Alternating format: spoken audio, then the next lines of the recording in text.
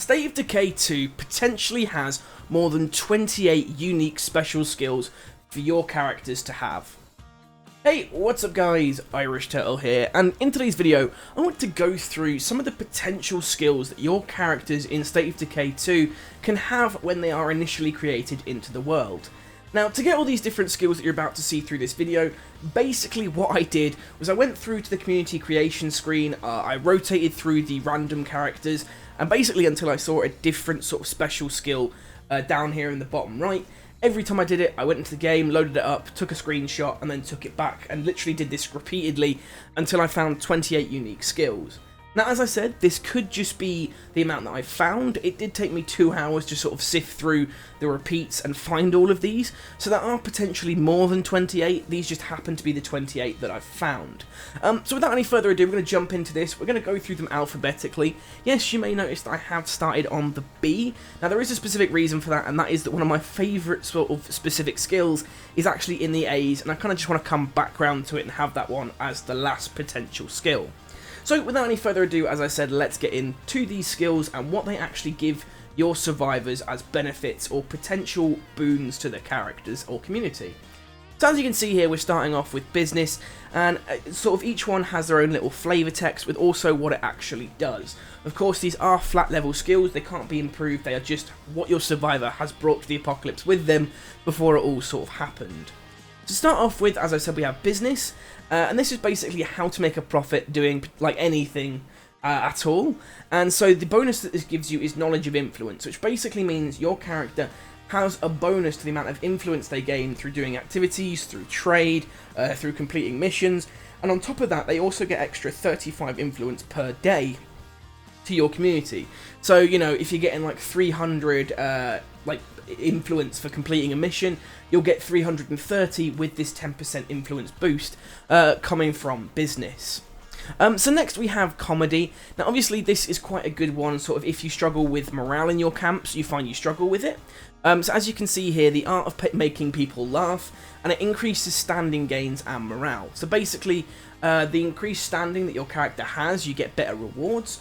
And obviously this gives you 100% that, so you're basically getting double whatever standing reward you would normally get.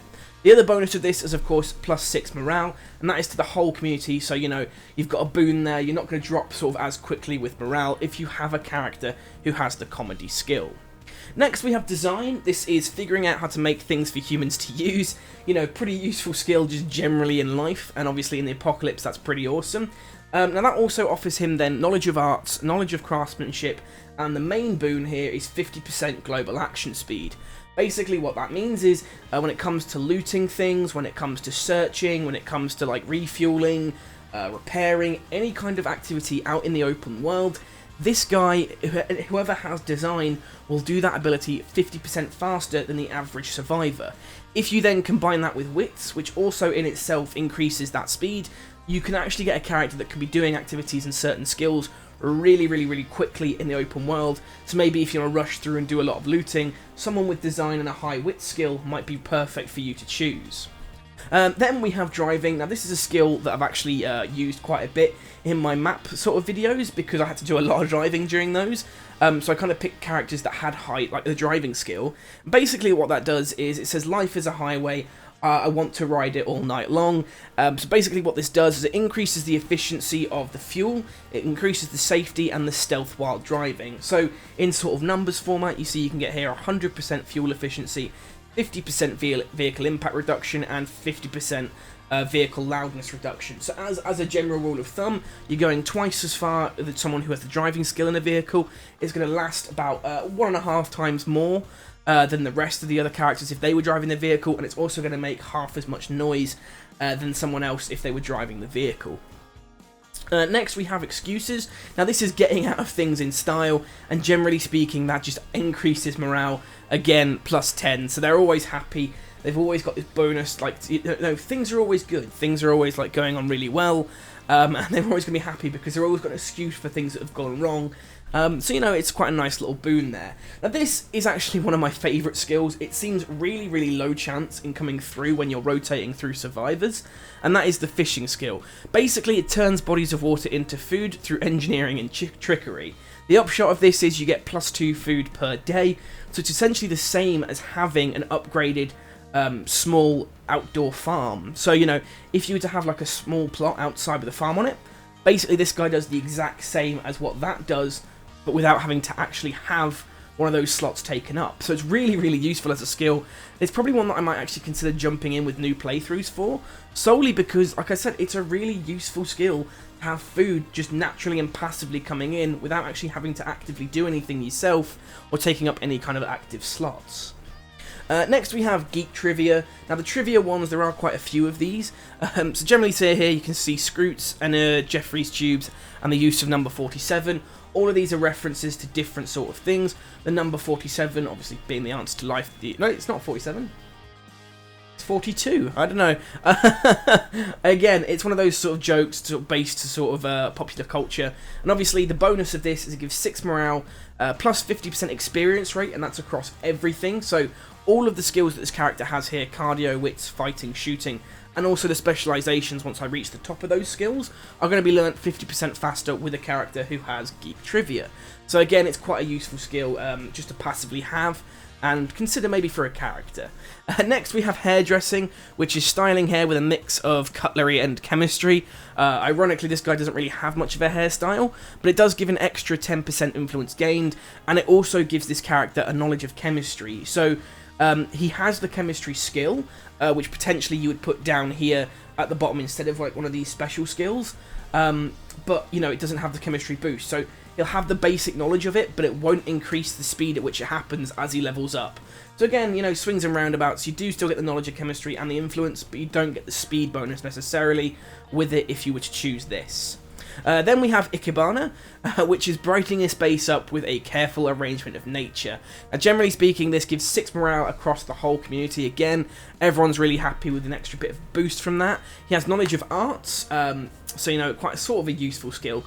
And then 10 influence per day, so again, that's extra influence just coming into community passively without actually having to go out and get it yourself through other means.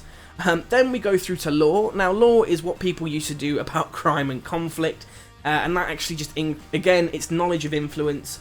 So again, it's just 10% influence gain, so you get more influence as you're playing the character, you get more of it through extra, like the activities and things. So, you know, it's quite a nice little passive boon there, kind of useful when you consider it.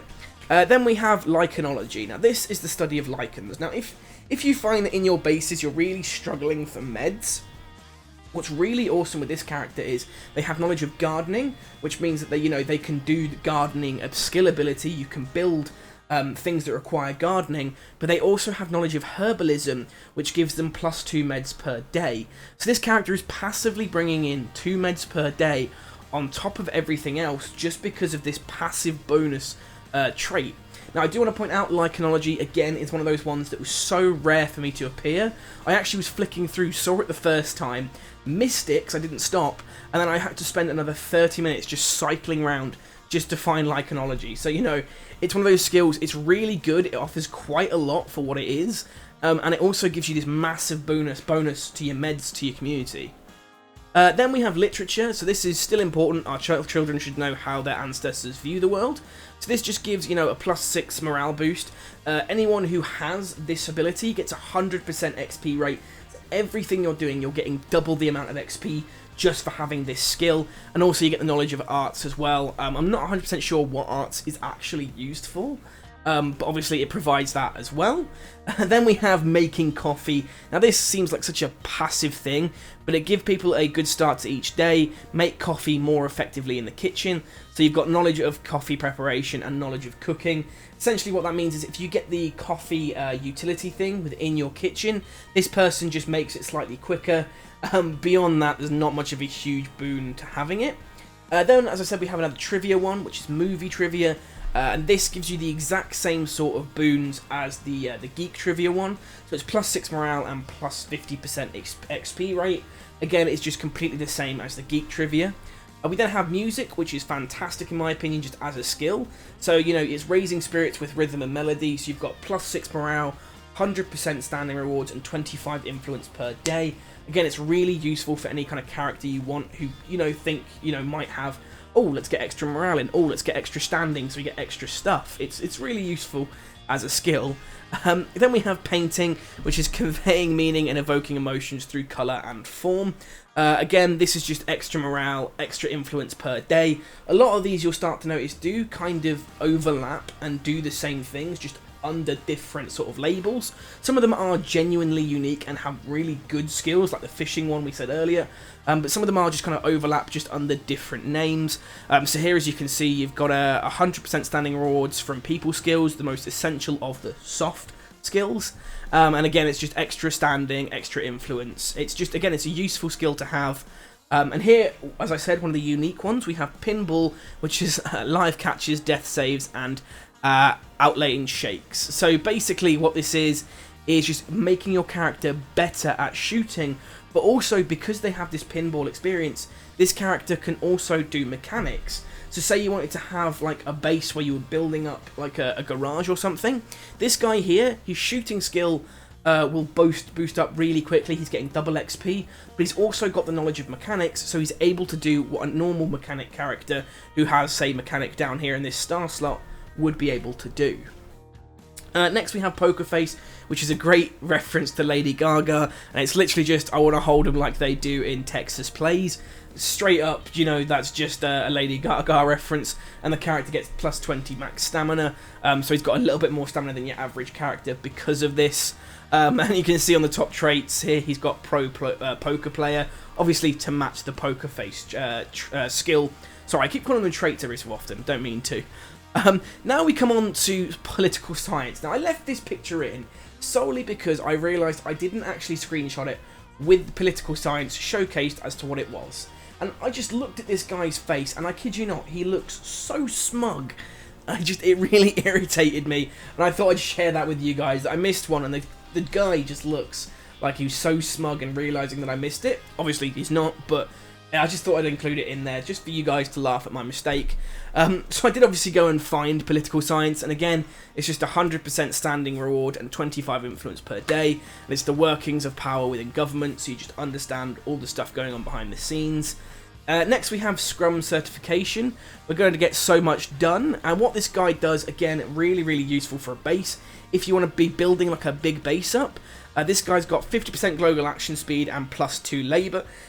He's also a video game producer, a Halo champion, and he's trilingual.